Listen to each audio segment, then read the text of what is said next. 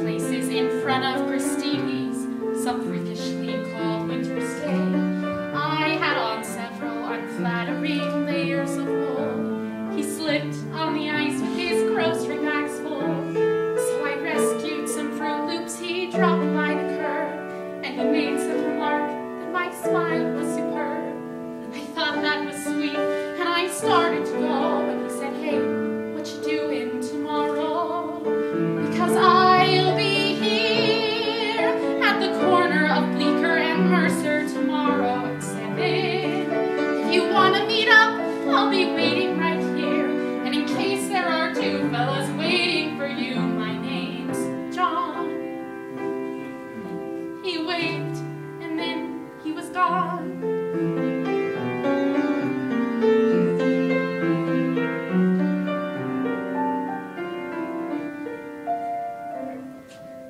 Needless to say, I went back there to meet him, mostly to see if he'd show. And there he was out in the cold with his jacket pulled tight. He took me to dinner and kissed me goodnight. The next week we went to this terrible play, and the week after that drank hot chocolate all day.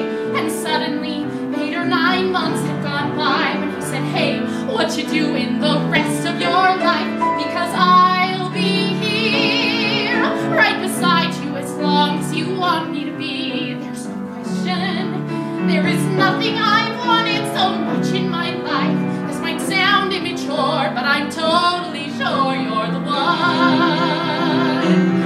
And we had just begun.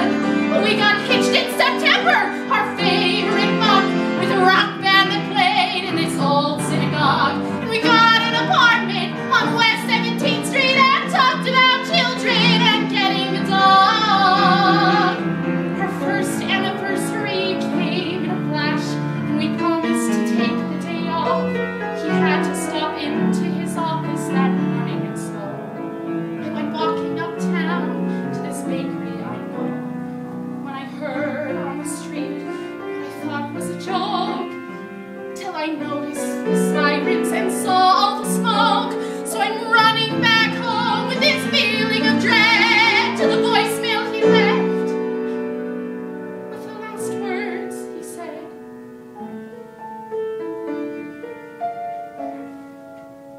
"I'm sorry, I don't mean to ruin your evening by breaking up all of this stuff.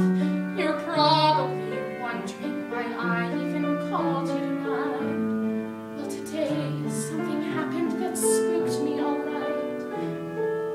I discovered his Fruit Loops still there on the shelf, and I cried, and I couldn't get hold of myself. When as sure as I breathe, I heard John clear as day saying, 'Hey, you're allowed to move on.